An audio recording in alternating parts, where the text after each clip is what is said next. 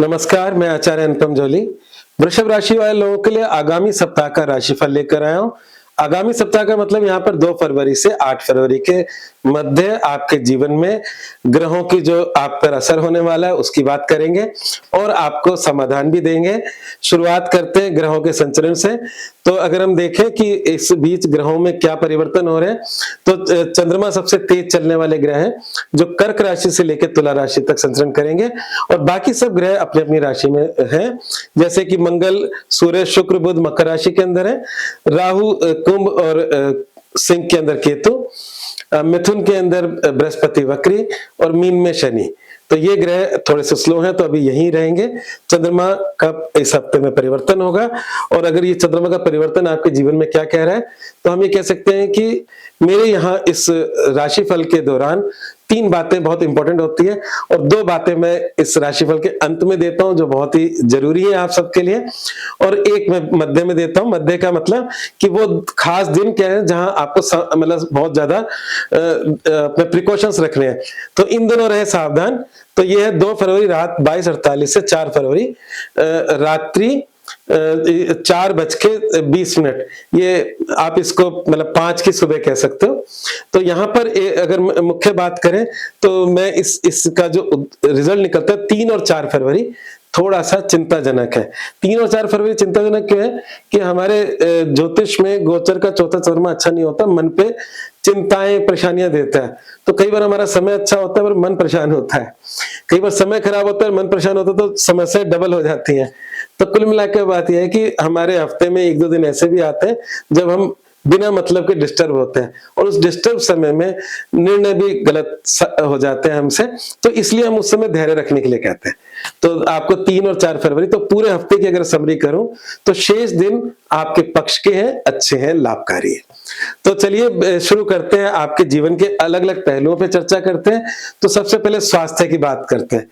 स्वास्थ्य के लिहाज से समय विगत में चली आ रही जो समस्याएं थी उसमें उसका समाधान होगा। क्यों होगा? विगत में राशि स्वामी शुक्र अस्त चल रहे थे, अस्त से वो हट गए हैं, अब उनमें थोड़ा बल भी आ गया है और आपके राशि के स्वामी भाग्य भाव से गुजर रहे हैं। आपके किए कार्य आपको उन्नति के राह पे लेकर जाएंगे। स्वास्थ्य आपका सुधर रहा है। शनि की दृष्टि छोटी मोटी समस्या देता है जो बनी रहेगी। शनि मतलब अभी मतलब लंबे समय तक यही रहने वाला है, तो इसलिए आपको और वो मित्र राशि को देख रहा है, तो इसलिए छोटी मोटी समस्याएं जनरल बात करिए, बाकी पहले से समय सुधरा है, स्वास्थ्य के लिहाज से पॉजिटिव है। अब बात करते हैं करियर, व्यवसाय और नौकरी। करियर, व्यवसाय, नौकरी, ये तीनों को मैंने एक उसमें ले लिया क्योंकि इन तीनों से ही हमारे घर चलता है, जीवन चलता है। तो यहाँ पर करियर, व्यवसाय, नौकरी के अंतर्गत कुछ परिवर्तन काल चल रहा है इस समय। तो ये समय बड़ा इंपॉर्टेंट होता है जब हमारे जीवन में बड़े परिवर्तन आ रहे होते हैं। तो हमारे करियर की जो नॉर्मली भाव होता है वो आपका 10वां होता है। 7वें घर से लोग बिजनेस भी देखते हैं और अगर हम देखें तो 10वें भाव से राहु गुजर रहे हैं जो साल पर्यंत रहेंगे और ज्यादातर ग्रह आसमान में वृषभ राशि से नवम से गुजर रहे हैं। ये नवम है, यहाँ पे 10 नंबर राशि लिखी है मकर राशि।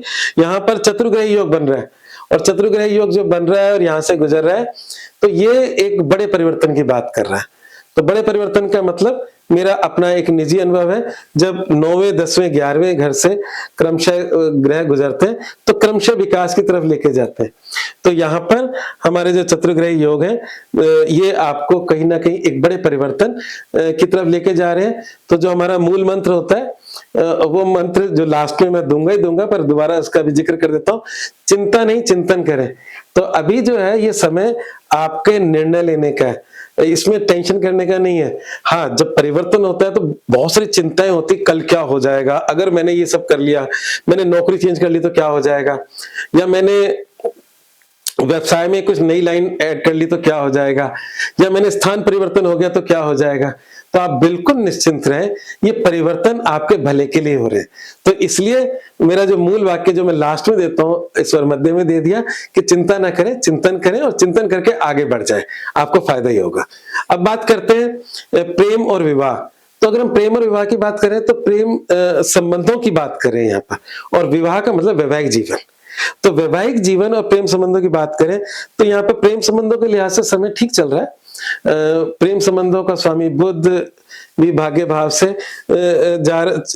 गुजर रहा है आपके राशि स्वामी शुक्र के साथ।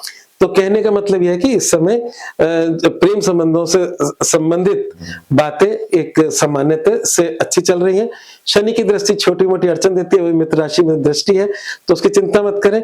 जब मैंने स्वास्थ्य के लिए शनि की दृष्टि की बात की थी और प्रेम संबंधों में शनि की दृष्टि की बात कर रहा हूं, तो शनि वृषभ राशि का एक मित्र ग्रह है और एक अच्छे ग्रहों में काउंट होता है। तो इसलिए शनि मंदिर में तेल चढ़ाकर जो छोटी मोटी अड़चने उसको भी दूर कर सकते हैं। शनि देव का मंत्र है ओम शम शनिश्चराय नमः, या एक मंत्र बड़ा अच्छा है ओम प्राम प्रीम पौंसा शनिश्चराय नमः। किसी भी बहुत छोटे मंत्र है, मतलब जिनकी संख्या कम है अक्षरों की, इन मंत्रों को आप आसानी से एक माला करने में समय नहीं लगता, तो इसलिए मैंने छोटा मंत्र उस लिहाज से बोला। तो अगर आप रोज की 1-2 माला कर ले शनि के मंत्र की, तो आपके जीवन में तरक्की होगी, ये बात निश्चित है।